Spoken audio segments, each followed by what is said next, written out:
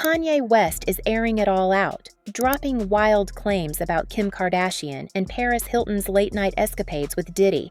And if even half of what he's implying is true, this might be the scandal Hollywood's been hiding for decades. I should have had babies with Paris Hilton over Kim Kardashian. Can you imagine if I had kids with Paris Hilton, how many hotels I have now? You have the whole world. You get what I'm saying? Think about that. Think about that. The Hilton. You know, the Hilton. Because I think I'm staying in the Hilton right now. But hold up, it gets crazier. Kanye's throwing out hints about something even more dangerous than rumors: evidence. He's talking videos, cover-ups, and a power circle that protects itself no matter the cost. What's actually on that footage? Why are so many celebs afraid to speak? Before we break it all down and show you exactly what Kanye revealed, make sure you had subscribed. To understand where all this is coming from, we need to rewind, because the fallout between Kanye West and Kim Kardashian has been years in the making. Their divorce was announced in early 2021, and at first, it seemed like they were trying to keep things civil, but as time went on, the split turned bitter. Kim was trying to move forward, raising their kids, building her brand, and stepping into her own lane, while Kanye was spiraling deeper into controversy and refusing to let go of the control he once had in their marriage. He didn't just stop at rants. He started putting his feelings into music. My daughter ripped up the motherfucking couches in the house to be able to be with me right now. Or if it's like, I want you to come upstairs and see something. And it's like, oh, daddy can't come inside. And I'm hearing that the new boyfriend is actually in the house that I can't even go to. In some of his newer tracks, Kanye threw subtle and not so subtle shots at Kim, painting her as distant, ungrateful, or part of something fake. It was clear that for him, this wasn't just a breakup. It was betrayal. Meanwhile, Kim tried to take a different route. On her show, she opened up about how difficult the situation had been, framing it more around emotional exhaustion and wanting peace. There's been a lot going on with Kanye right now. How he looks so down on me for like my tape and brings it up all over town, all over the media, like, thanks for reminding people once again. And I have to sit here and not say anything ever, because I know one day my kids will appreciate that. And I know that is the best thing for them. He was the one that started a rumor that said I was hooking up with Drake, having an affair, a whole marriage. She accused me of that publicly.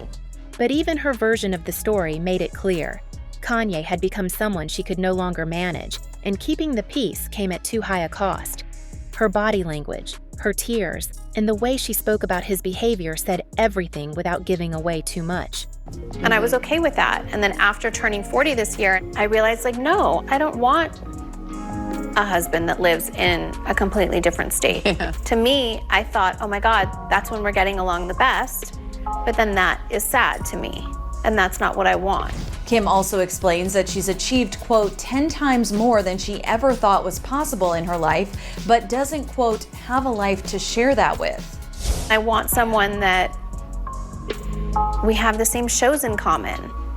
I want someone that wants to work out with me. It's like the little things is what I don't have. I have all the big things. Yeah. I have the extravagant everything you could possibly imagine, and no one will ever do it like that. I know that. So when Kanye starts talking now, dropping names, bringing up the past, and pulling Kim into explosive new allegations involving Diddy and Paris Hilton, it doesn't feel random. This is personal. This is calculated. And this isn't just about their marriage ending. This is Kanye going after the entire world that Kim represents. And the scariest part? He's acting like he has nothing left to lose. According to Kanye, there's a connection between all three that goes way back to the early 2000s, long before social media turned celebrities into brands. He's claiming that Kim and Paris were not just socialites attending exclusive parties, but that they were involved in a scene where influence, manipulation, and secrecy were the norm. He implies that Diddy was the one behind many of these events, hosting private gatherings that were far from innocent. Kanye doesn't go into full detail, but he doesn't have to. The way he phrases things, the people he mentions, and the timelines he drops are enough to spark questions. He talks about high-profile parties with elite guest lists, NDAs, and people in the industry doing things behind closed doors that, if exposed, could ruin careers.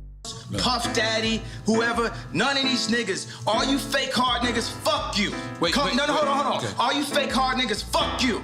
You know what I'm saying? I don't give a fuck who, cause you can't shoot nobody anyway. And the reason why you gotta talk is cause you did a deal, you fucking fed. You know what I'm saying? That's why you gotta come at me, cause part of the deal for you to be able to do all that and get out of jail is that you promise that you gonna go pull my co-car. So y'all niggas shut the fuck up about me. Now let me say it calm. You niggas shut the fuck up about Michael. Right. I'm Michael now. Every Michael you can think of, but mostly Godfather Michael now. No. He suggests that Kim wasn't just attending these events, she was part of the inner circle. And he hints that these experiences shaped who she became and how she operates now. He's also heavily implying that there's footage, videos taken during those parties that show what really went on. According to Kanye, this footage exists, but it's being kept out of the public eye by people with money and power. He doesn't say who has it or where it's stored, but he frames it as something so dangerous, it would cause a shift in how we view multiple A-list figures if it ever surfaced. But the wildest part? Kanye didn't just stop at calling out Kim's past. He took it a step further and made it deeply personal. In one of his more shocking moments, Kanye said he wishes he had kids with Paris Hilton instead of Kim. The rapper letting Twitch viewers eavesdrop on a phone call where he repeatedly dunked on ex-wife Kim Kardashian. You know, Kim was Paris Hilton's assistant. What's going on with this? That is if I ever go to India outfit. Really? I said I had babies with Paris Hilton over Kim Kardashian. You guys, could you imagine if I had kids with Paris Hilton, how many hotels I have now? You get what I'm saying? Think about that. The Hilton. You know, the Hilton. Because I think I'm staying in the Hilton right now. Now, Kanye isn't the only one from the industry speaking about this. 50 Cent has also been telling everyone. And unlike most celebs who keep quiet or stay neutral, 50 has been loud, blunt, and unfiltered when it comes to Diddy and those infamous parties. He's been throwing shade for years, but recently, he's turned up the heat. On multiple occasions, interviews, live shows, even on social media, 50 has made it very clear that he wants no part in whatever goes down at Diddy's private events. He's described the atmosphere at those parties as weird and full of what he calls uncomfortable energy. He's told stories about being invited, getting strange vibes, and choosing to leave or not show up at all because something just didn't feel right. One example he gave, Diddy allegedly once invited him out to shop together, just the two of them, and 50 said the way it was asked felt way too personal, like it wasn't just about clothes. He's laughed it off publicly, but underneath the jokes, the message is serious. He's saying there's something off about the entire vibe around Diddy and his inner circle. The nigga Puff was like, first he was amping him to get stout. Then he was like, when we gonna get the chance to, to kick it, like we could just hang out, nigga. We gotta kick it. This is Puff. Okay. He telling me we gotta kick it and shit. And he was like, why don't we go shopping or some shit? I mean, I pay for it. And I was like, what the fuck this nigga just said? I got the fuck away from him because I was like, this nigga fucking this nigga just tell me he'd take me shopping. It's not just comments either. 50 is taking action. He's openly questioned why big names like Jay-Z have stayed silent during all of Diddy's recent legal troubles and allegations. According to 50, silence often means complicity or fear. And while 50 Cent has been loud and direct with his shots, Kanye's been playing a different game, but just as bold. One of those bold moves? He actually showed up at Diddy's trial. People saw him there, sitting quietly and watching. A lot of fans thought this was it, that if something big came out during the trial, Kanye would speak up right away. Grammy Award-winning rapper Ye, formerly known as Kanye West, arriving with one of Combs' sons today, telling ABC News he was there in support of Diddy. Taking the stand today, a special agent involved in the 2024 raid of Sean Combs' Los Angeles home. But here's the weird part. After the verdict was announced, Kanye went silent. No new posts, no interviews, no comments, nothing. Did someone tell him to stay quiet? Or is he just waiting for the right moment to speak again? Because let's be real, Kanye doesn't just go quiet for no reason. Even when he seems unpredictable, there's usually a plan behind what he does. So the fact that he showed up to this trial, one that's directly connected to the people he's been talking about, and then said nothing afterward, that means something. Some people think he's working on something behind the scenes. Others think he might be scared to say more.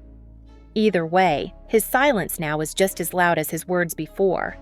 But the real question is Kanye really about to expose everything?